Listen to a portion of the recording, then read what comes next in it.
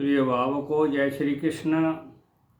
आज मैं आपको ये जो उंगली होती है इसको अनामिका कहते हैं। अनामिका के नीचे बड़ी उंगली और छोटी उंगली के बीच वाली उंगली अनामिका होती है।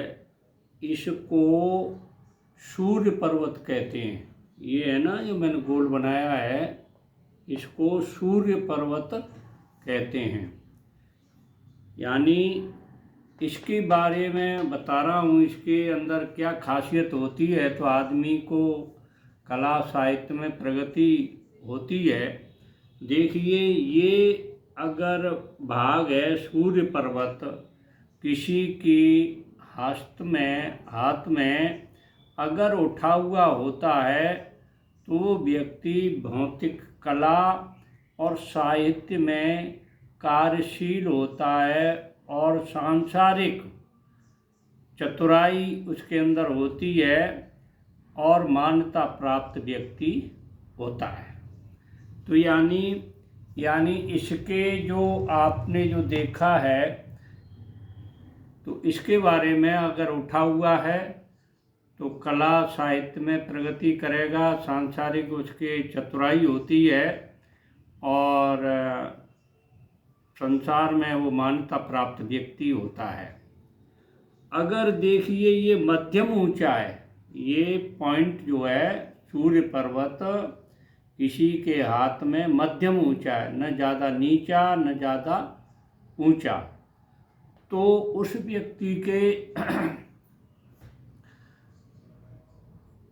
क्या होता है कि देखिए कला साहित्य में तो केवल रुचि रहती है परंतु योग्यता का अभाव होता है उसके अंदर।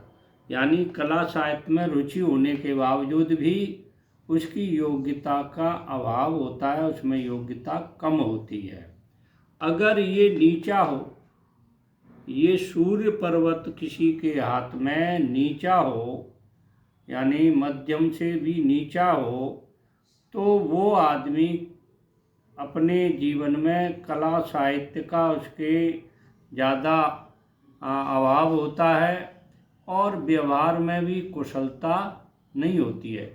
व्यवहार मतलब सांसारिक व्यवहार में कुशलता का अभाव होता है।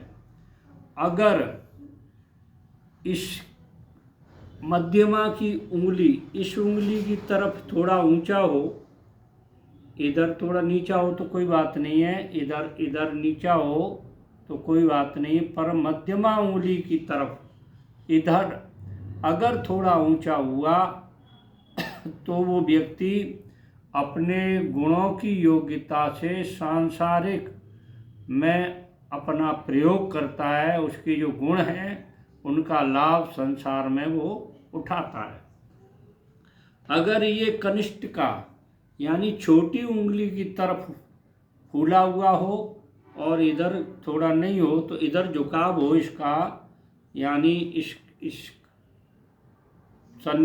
सूर्य पर्वत का कनिष्ठ का उंगली की तरफ अगर झुकाव होता है तो वह व्यक्ति कला साहित्य की योग्यता का सांसारिक कार्य में प्रयोग करता है। ठीक है ना। अगर इस पर कोई खड़ी रेखा हुई या ये उठा हुआ है ऐसे खड़ी रेखा हुई जो कटी फटी न हो, बिल्कुल एकदम खड़ी रेखा हो, तो वो अनेक कलाओं का जानने वाला और तथा उनका प्रयोग करने वाला भी होता है। अगर इस पर थोड़ी सी लंबी रेखा हो जाए जैसे मैंने ये बनाई है तो इस लंबी रेखा के कारण व्यक्ति प्रसिद्ध होता है और संसार में उसकी मान्यता होती है, मान्यता प्राप्त व्यक्ति होता है, संसार में उसका नाम होता है। अगर यहाँ कोई आड़ी रेखा हो, जैसे ऐसे कोई रेखा हो आड़ी रेखा, तो वो व्यक्ति अनेक प्रकार की कलाओं को प्राप्त करने में उसको कठिनाई प्राप्त होती है, उसको आसानी से कला का ज्ञान नहीं होता है। ज्ञान संसारिक ज्ञान से वो उसको थोड़ा दिक्कतें आती हैं। अब देखिए, ये मैंने आपको हस्तरेखा की आपको जानकारी दी है। इसमें आप देखिए, रोज़ाना देखिए, थोड़ा अपना लेवल बढ़ाइए, ज्ञान की दृष्टि से देखिए। आपको सब जानकारी दे रहा हूँ, इसलिए जो लोग नए जुड़े हैं मेरे चैनल से वो लाइक करें, सब्सक्राइब करें और शेयर करें, और जो जुड़े हुए हैं वो लाइक करें और शेयर करें। जय श्री कृष्ण।